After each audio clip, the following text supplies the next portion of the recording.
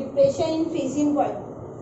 जैसा हमने elevation in boiling point पढ़ा था, सेम एज इट इज आपका डिप्रेशन इन फ्रीजिंग पॉइंट है। एलिवेशन इन बॉइलिंग पॉइंट में अपन ने क्या बोला था, सॉल्वेंट और सॉल्यूशन के बॉइलिंग पॉइंट में जो डिफरेंस होता है उस डिफरेंस को ही अपन क्या बोलते हैं, एलिवेशन इन बॉइलिंग पॉइंट। तो डिप्रेशन इन फ्रीजिंग पॉइंट भी वही रहेगा, सॉल्वेंट और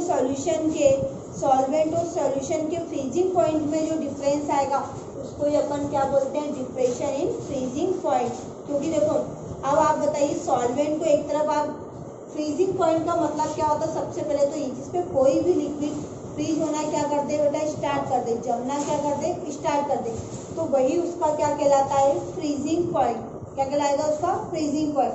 अब अपन एक तरफ सॉल्वेंट को जमने रखते हैं और एक तरफ सॉल्यूशन को रखते हैं, तो जल्दी कौन जम जाएगा, आपका सॉल्वेंट का। कौन जम जाएगा, आपका सॉल्वेंट। तो सॉल्वेंट का फ्रीजिंग पॉइंट सॉल्यूशन के कंपैरिजन में क्या है बेटा, ज़्यादा है। ठीक है, तो उन दोनों में डिफरेंस आ रहा है, क्या आ रहा है, डिफरेंस। तो डिफरेंस को ही अपन क्या बोलते हैं, डिप्रेशन इन फ्रीजिंग पॉइंट। ये देखिए यहाँ पे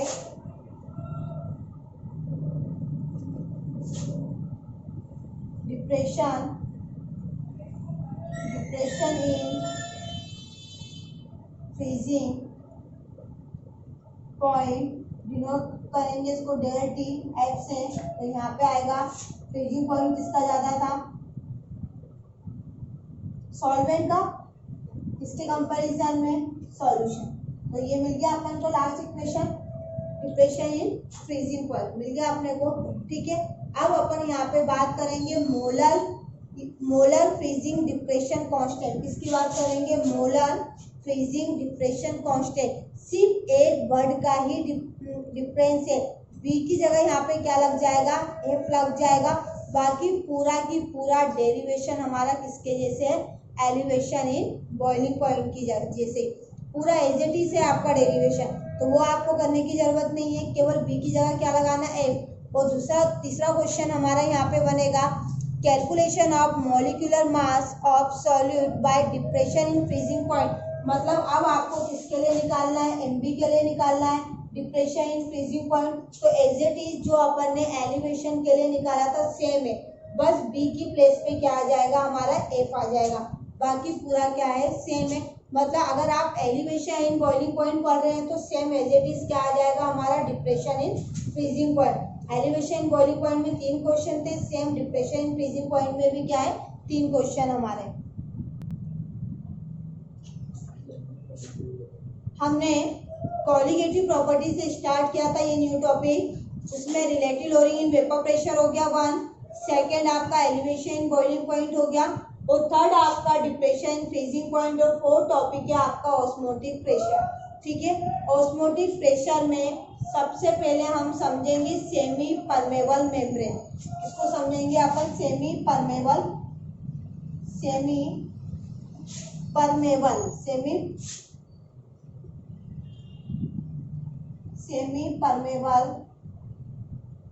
मेम्ब्रेन की बात करेंगे।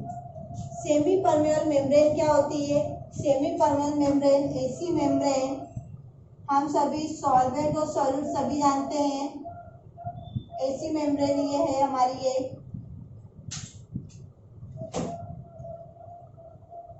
ऐसी मेम्ब्रेन जिसमें से सॉल्वेंट के पार्टिकल तो पास हो जाएंगे, बट सॉल्यूट के पार्टिकल इस मेम्ब्रेन से पास नहीं होंगे। तो ये मेम्ब्रेन हमारी कहलाती है सेमी परमेबल मेम्ब्रेन, जिसमें से सॉल्वेंट तो पास हो जाता है बट सॉल्यूट पार्टिकल पास नहीं होते, तो वो मेम्ब्रेन हमारी कहलाती है सेमी परमेबल मेम्ब्रेन। एग्जाम्पल में बहुत सारी सेमी परमेबल मेम्ब्रेन होती है, आर्टिफिशियल भी होती है, नेचुरल भी होती है। Semi permeable membrane can also be prepared in the laboratory, जिसको अपन लैब में भी बना सकते हैं। कॉपर फेरोसाइनाइड भी एक सेमी परमेबल मेम्ब्रेन है, बट ये आर्टिफिशियल है। ये कौन सी मेम्ब्रेन है हमारी, आर्टिफिशियल।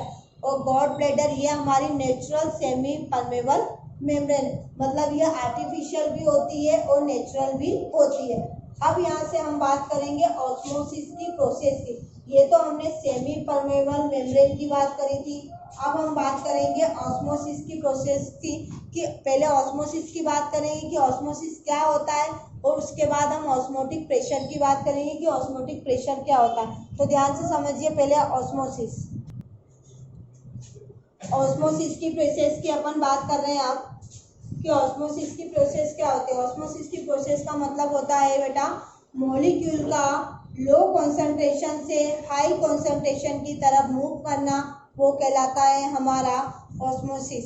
देखिए यहाँ पे हमने एक बीकर लिया, इस बीकर में हमने एक सेमी परमेबल मेम्ब्रेन लगा दी। ये जो मेम्ब्रेन है वो सेमी परमेबल मेम्ब्रेन है। यहाँ पे हमने फिल कर दिया वाटर, और यहाँ पे हमने फिल किया वाटर प्लस सॉल्ट। तो मॉलिक्यूल जो इसका कॉन्सेंट्रेशन क्या है, लो कॉन्सेंट्रेशन, और इसका कॉन्सेंट्रेशन क्या है हमारा हाई कॉन्सेंट्रेशन।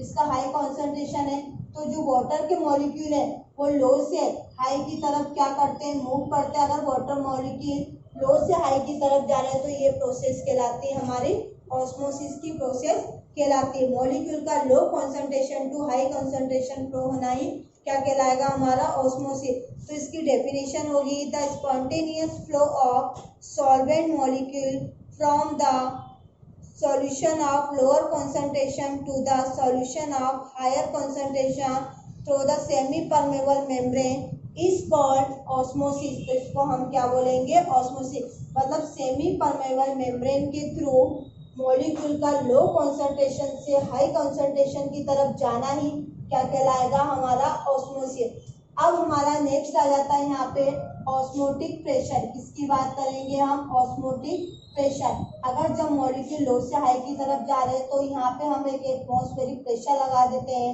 अगर हम प्रेशर लगा देंगे तो प्रोसेस क्या हो जाएगी, वहीं पे रुक जाएगी।